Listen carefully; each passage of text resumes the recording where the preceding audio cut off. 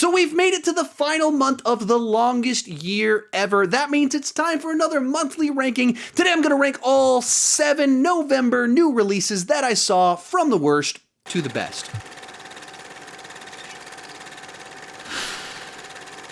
Hi, my name is Sean, and I love to talk about movies way too much. With that in mind, go ahead and join me down below in the comment section. Share your ranking of all the November new releases that you saw. I love to hear from you down below in the comment section. One more thing before we get started. This video is brought to you by my supporters over on Patreon. Every single month, I have exclusive movie reviews, extended cut videos, companion videos to my top 10s, and then a weekly Q&A. And as of this month, I added a new feature called Annual Billing, where for just $21 per year, you can get all of the exclusive videos, exclusive Q&As. It's literally like $22 per year. If you're interested, link is down below. Let's get started. Coming in at number 7 is Jujitsu. Now, this is a sci-fi action thriller starring Nicolas Cage and Tony Jaa.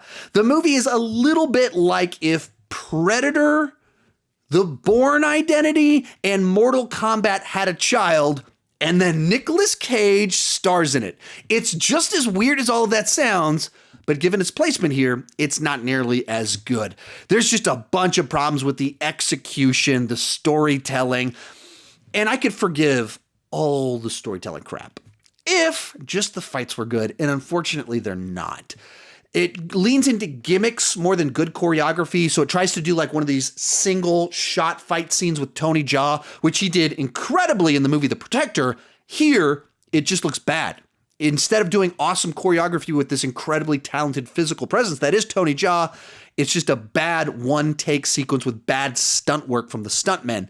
There's also a bunch of really bad powder effects, like when people get punched, there's like just like a powder spray in front of everything, and it just looks like they dropped an effect right on top of it, and it does not look real. The story doesn't work. There's the like how derivative it is of Predator at times is kind of embarrassing, and it draws very negative comparisons because you can just see what they were trying to do and how badly they failed at it. So unfortunately, this one I wanted to root for it because it's got Frank Grillo that I love, Nicolas Cage, Tony Jaa, so many things that should have made it more fun than it actually was.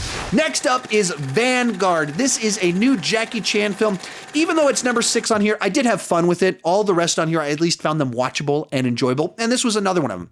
Now, this is the new Jackie Chan film, but this is not classic Jackie Chan. If you go into this one wanting him doing nonstop stunt work, his own fights, that's not really what this is. He's present throughout all of it. He goes to all the action scenes, but very much so the younger cast of this movie is more front and center. There's a lot of machine guns. There's a lot of CGI, and Jackie Chan shows up to do like his little jokes. There's some of that in there that you want, but that is not front and center. And there's some solid gags. Like there's one part where a young guy jumps off a balcony in a mall and lands on something, rolls off. Jackie Chan prepares to jump, and then someone walks up and he goes, "Hey man, the stairs are right over there." And he goes, "Oh, good call," and walks around. There's some jokes in there that do land, but it's not classic Jackie Chan. The story here doesn't really hold up to scrutiny. There is a good bit of CGI, so this is purely for fans of like direct-to-video action movies, which I enjoy that sort of thing. In 5th place is the Christmas Chronicles 2. This is another one. In and of itself is just kind of like the story here, pretty generic Christmas adventure stuff about someone that's jealous about Christmas, trying to break into the North Pole to cause trouble. We've seen it before, we've seen it done better. The thing that really elevates the Christmas Chronicles franchise is Kurt Russell for me. And as someone that's grew up watching Kurt Russell movies, it's a lot of fun to see him as Santa Claus in these kind of adventures. And then along those same lines with this one, Goldie Hawn joins in. That is his actual longtime lover of the last 30 or 40 years. So seeing them together, it's just fun. And Goldie Hawn doesn't act very much these days. So once again, as someone that I remember watching in movies all throughout my years growing up, it's nice to see her on screen again, especially with two people that are actually together in real life and have been for a long time, playing Mr. and Mrs. Claus. There's a lot of fun in that. And then the story, it's just watchable stuff for me. There's a little bit of a heart to it, the time travel element, some references to Gremlins. It's directed by Chris Columbus, who wrote Gremlins. And so if you want my extended thoughts on this one, I actually did a review over on my second channel with my kids. The first few minutes are me talking about it, then my kids join in. So if you can check that out right up here. Coming in fourth place is going to be Movie Trailers, A Love Story. Now, if you don't know what this is, John Campea, one of the pioneers of the movie punditry space that I am in, one of the big influences that caused me to start doing this. Like, I discovered him almost 10 years ago now and loved what he was doing and thought, hey, I wonder if someday I could do that. And that led to me doing this. He's made a few movies over the years, and one of them came out just this past week, and it's a documentary about movie trailers. So in it, it's essentially the way it's designed is it's in chapters, and each chapter tackles something about movie trailers. So one of them's talking about where did movie trailers first come from? Where'd the name come from?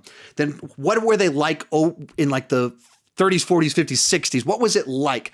What was it like in the 80s and 90s? It kind of has different chapters to cover this sort of thing. And it covers like, who was the epic voice guy in the 90s that was in all of the trailers? Talks about, do trailers spoil too much? Why do they do that? And it interviews people that work on trailers, and they talk about the tension back and forth between what they want to cut, what the studio wants, what the studio's research is showing, and how do we get these scenarios where they get trailers that just show so much? Why does that happen? They talk about all of that. And so all the subjects that people talk about with movie trailers, what were the iconic movie trailers that really changed the game, the direction of trailers and the events and the Comic-Con stuff, the stuff we actually talk about with trailers, that's what it's about. So I was watching with my wife, and parts of it she seemed really interested in, and parts of it she wasn't so interested in. As someone that lives in the world that is movie punditry, that does trailer reactions, there's whole sections about trailer reactions in it, is very interesting to me to hear the backstory, the different perspectives, hear interviews with people that work on trailers and the history of some of this stuff. It's the conversations that I have all the time. So it's very interesting to me. It's not the best documentary ever made. It doesn't have, it's because it's like chapters. It feels like a series of different mini essays cut together rather than one thesis, one theme explored throughout. It's more like, let's talk about a bunch of different things about movie trailers. There's a couple of cuts in it that are kind of awkward. Like there's some information that Campea wanted to communicate, but he wasn't quite sure how to do that. And so he edits it in a way that was like, okay, that was a little jarring. Like in the middle of some of the interviews, because it's very much talking head interview based, he's interviewing someone and then it'll cut to a quote that he likes. It'll put the quote on the screen and then it cuts back to the interview. And there's some awkwardness like that. But in general, if you're someone that's very much into this movie punditry space and follows movie news, loves movie trailers, this is an exploration of how did we get here? Why are movie trailers what they are today? That's what it explores and all the ideas behind it. And just, I think the big thing in this one probably is how much you kind of hear from people that cut trailers, where this stuff comes from. That was very interesting to me. So once again, if you're into this sort of thing, and given that you're watching this video, you probably are, you might want to check this one out. Real quick, before I give you my top 3, remember to share your ranking down below in the comment section. If you're wondering why I didn't talk about fill in the blank movie that you saw, this particular month, I've been bogged down trying to watch 39 DreamWorks movies to rank them, and I guess it's tomorrow that video is coming up, but I'll be ranking the DreamWorks movies tomorrow. So I missed some of the movies that a lot of people were talking about, and so let me know what those movies are down below in the comment section, but that's why I didn't cover them. Also, remember, if you join over on Patreon at annual, it's like $21 per year, and you get every exclusive video, all of the Q&As for the next year. If you're interested, link is down below in the description. Let's continue. In third place is The Croods 2: A New Age. I actually hadn't seen the first Croods until the day before I watched The Croods 2. And I hadn't seen it because it didn't interest me. I assumed it was going to be very base level caveman humor. And while that's in there, you get a lot of slapstick, a lot of people getting hit in the head with a rock and stuff like that. I found it a lot wittier than I was expecting. So I went into the second one much more excited about it after watching the first one than it was after or prior to that. And I went with my daughter, so it's just a lot of fun to have a daddy-daughter date to go see the new Croods movie, and I enjoyed it. I thought it was fun. It doesn't like break a lot of new ground with the story. The themes are kind of familiar, but I thought it was executed pretty well. Because it doesn't have this huge cast of characters, it's pretty contained in the number of people there. Everybody gets either a story arc or some sort of joke that gets developed, that plays out. You set up all of these character arcs and jokes in the first act. They're developed in the second, and they pay off in the third. Some of them are wild and crazy, like the grandma. Others a little bit more subtle, like the son in it that is discovered window. And it's just they found some clever jokes to kind of go with that and play it out on a deeper level as you kind of go through it. But then the character arcs themselves intertwine pretty nicely with different value sets, different backgrounds, different experiences, and there's just enough misunderstandings, just enough that people are keeping secrets, that it has a nice tension to it. It felt like a well-crafted little family film to me. And I say that as someone that has watched a whole lot of DreamWorks movies over the last several months, trying to watch all 39 of them.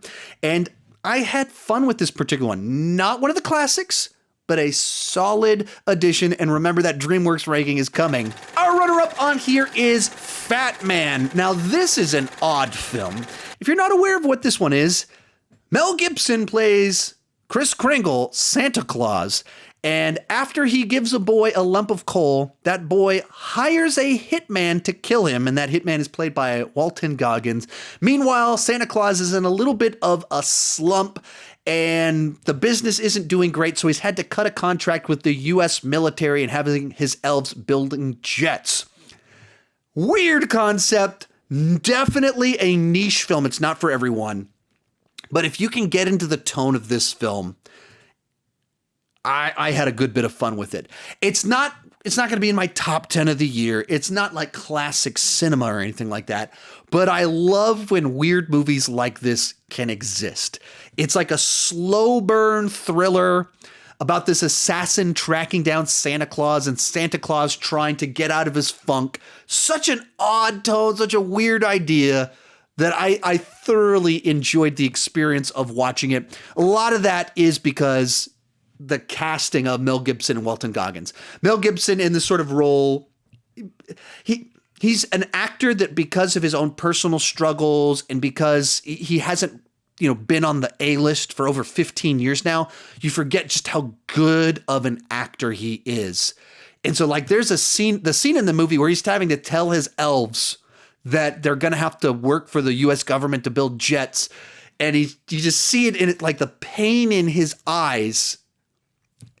It's Mel Gibson is like it's Santa Claus talking to elves about working for the military, and it's just you can see how hurt he is that he's having to communicate this to him because he's a great actor, and he even brings it for an odd film like this. And Walton Goggins, such a weird performance in this movie as this assassin, but it just nails this tone that I thought was so fun and dark because he's obviously an assassin and killing people, but it just worked for me. Once again, this is not like a top 10 of the year for me, but it's one of these weird, quirky films that I just love that something like this exists, and that it's one I enjoy talking about.